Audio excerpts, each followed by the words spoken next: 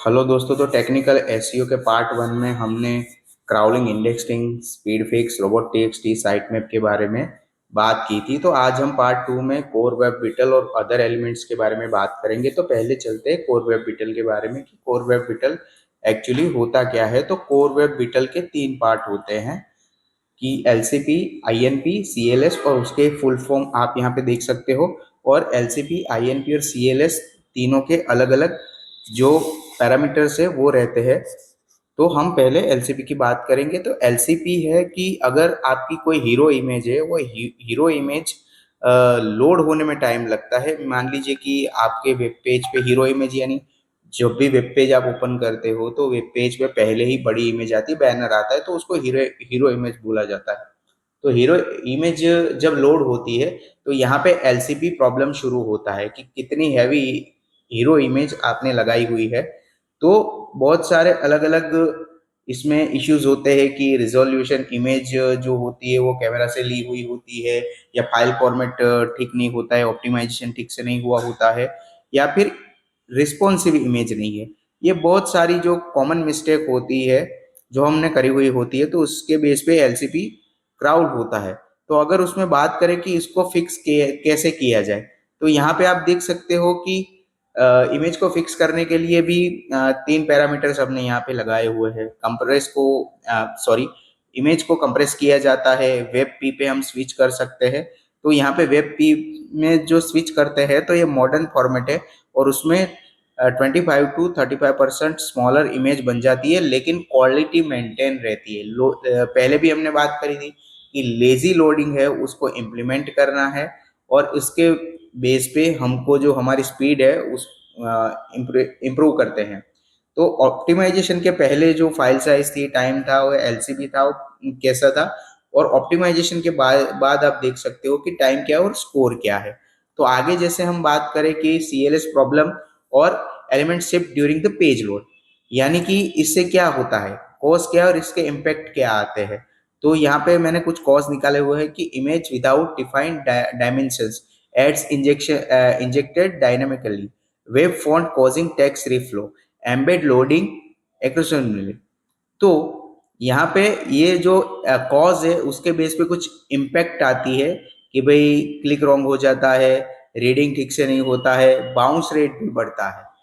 तो CLS fix करने के लिए आप यहाँ पे देख सकते हो कि दो स्ट्रेटेजी है। एक है कि इमेज के डायमेंशन को सेट कीजिए, दूसरा है कि रिजर्व एड स्पेस रखिए। यानी कि इमेज के डायमेंशन जैसे हम यहाँ पे दिया हुआ है कि हाइट विड्थ कैसी होनी चाहिए और ऑल टेक कैसा होना चाहिए, प्लस रिजर्व एड स्पेस, यानी कि जब हम एडसेंस पे जाते हैं तो या इंटीग्रेट करते हैं तो वहाँ पे एक स्पेस देना बहुत ज़रूरी है जिससे ये प्रॉब्लम ना आए। तो मेन चीज़ है कि जब हमने सीएलएस कंप्लीट कर लिया, यानी कि हीरो इमेज में सब सेट कर दिया, तो टेस्ट कहाँ से किया जाए। तो सीधी सी बात है कि पेज स्पीड इनसाइट पे जाओ और वहाँ पे जाके अपना यूआरएल एंटर करो, और यूआरएल के बेस पे अगर जैसे ही जाते हैं तो वहाँ पे गूगल पेज स्पीड इनसाइट हमको सारी डिटेल दे देता है कि कहाँ कौन सा इम्प्रूव हुआ है, कौन सा नहीं हुआ है, कहाँ पे इम्प्लीमेंट करना है। तो यहाँ पे कुछ एडवांस टेक्निक्स की बात करें वेब विटल को इम्प्रूव करने के लिए, तो आप सीडीएन का यूज़ कर सकते हैं, सीएसएस जावास्क्रिप्ट को आप मिनिफाई कर सकते हैं, सर्वर कैचिंग एनेबल कर दो, यानी कि जब भी आपका जो सर्वर है वो कैच कर ले तो उसके बेस पे जल्दी वेबसाइट लोड होती है। तो सीधी सी बात है, implementing this optimization typically improve core web vital score by 30 to 50% and create a noticeably faster experience for user। तो यानी कि जब आप कोर वेब विटल सही से कर लेते हो तो सीधी चीज़ है कि आपके वेबसाइट का लोड बढ़ेगा, और लोड इम्प्रूव होगा तो आपकी रैंकिंग बेटर होगी। तो इम्प्रूवमेंट, लोअर बाउंस रेट और कन्वर्जन ज़्यादा आते हैं। अगर हम मोबाइल की बात करें तो यहाँ पे 5 मिनट में हम मोबाइल एसईओ भी समझ लेते हैं कि टेक्निकल एसईओ में मोबाइल एसईओ किस तरीके से वर्क करता है। तो मेन चीज़ है कि मोबाइल एसईओ क्यों मैटर है। मोबाइल एसईओ इसीलिए मैटर करता है कि 2019 से गूगल ने मोबाइल फर्स्ट इंडेक्सिंग को प्रायोरिटी दी है, यानी कि रिस्पॉन्सिव लेआउट को वो पहले प्रायोरिटी देता है कि मोबाइल में हमारी वेबसाइट कैसी चल रही है। तो उसके बेस पे आप देख सकते हो कि 63% मोबाइल ट्रैफिक शेयर है और 73% मोबाइल सर्चेस आज के टाइम में है। तो हमको अपनी वेबसाइट है, अपने जो भी कंटेंट है वो रिस्पॉन्सिव रखने हैं। और यहाँ पे दिक्कत तब आती है कि मेरा सब कुछ सही चल रहा है तो मुझे रैंकिंग क्यों नहीं मिल रहा है। यहाँ पे छोटे छोटे प्रॉब्लम होते हैं। तो यहाँ पे आप देख सकते हो कि कहाँ से कहाँ प्रॉब्लम है। इम्पैक्ट देखो और गूगल की रिक्वायरमेंट देखो। इम्पैक्ट क्या है? User must pinch and zoom to read content leading to frustration and higher bounce rate. यानी कि जब मोबाइल में इजीली अपनी वेबसाइट नहीं खुलती है, छोटे बटन होते हैं, छोटे टेक्स्ट होते हैं, तो उसको जूम करना पड़ता है, ड्रैग करना पड़ता है, तो यहाँ पे यूजर उससे फ्रस्ट्रेट हो जाता है।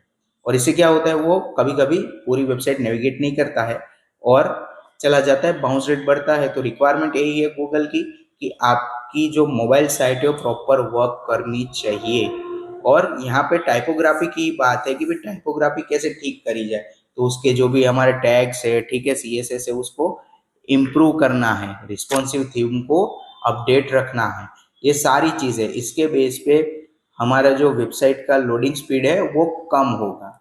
तो यहाँ पे कुछ एलिमेंट प्रॉब्लम दिए हुए कि clickable elements too close together, यानी कि अगर मोबाइल साइट में कोई एलिमेंट्स क्लिकेबल, जैसे बटन हो गया, कोई अदर कन्वर्जन लिंक्स हो गया, तो ठीक से वर्क नहीं कर रही है, पास पास में है, ठीक है। तो इससे क्या हो रहा है कि वो यूजर क्लिक कहीं और कर रहा है और वो नेविगेट कहीं और, यानी कि एक्शनेबल जो मोड है वो प्रॉपर वर्क नहीं कर रहा है। तो इससे क्या होता है कि बाउंस रेट बढ़ता है, यूजर जल्दी उससे फ्रस्ट्रेट हो जाता है। तो फिक्स करने की बात है, तो सीधी बात है कि आप जो लेआउट है उसके पैडिंग मार्जिन को ठीक तरीके से रखिए और कंफर्टेबल स्पेसिंग रखिए। यूजर को इजीली स्क्रॉल कर सकने की दिक्कत नहीं आनी चाहिए और क्लिक भी इजीली हो जाता है। तो यहाँ पे सीधी बात है कि मुझे मोबाइल फ्रेंडलीनेस साइट कहाँ टेस्ट करनी चाहिए, तो सेम है गूगल पेज स्पीड इनसाइट पे आप ये सारी चीज़ें कर सकते हो। और यहाँ पे मैंने एक दूसरा भी टूल दिया हुआ है, search.google.com पे जाए, ठीक है, वहाँ पे टेस्ट मोबाइल फ्रेंडली होगा, आपका URL एंटर करिए, रिव्यू रिजल्ट करिए और जो भी प्रॉब्लम है वो दिखा रहे उसको इम्प्लीमेंट करिए। तो यहाँ पे मोबाइल पेज स्पीड ऑप्टिमाइज करने के लिए भी 3 पैरामीटर्स है कि इमेज को कंप्रेस करना है, हैवी पॉपअप को अवॉइड करना है और लेजी लोडिंग को इम्प्लीमेंट करना है।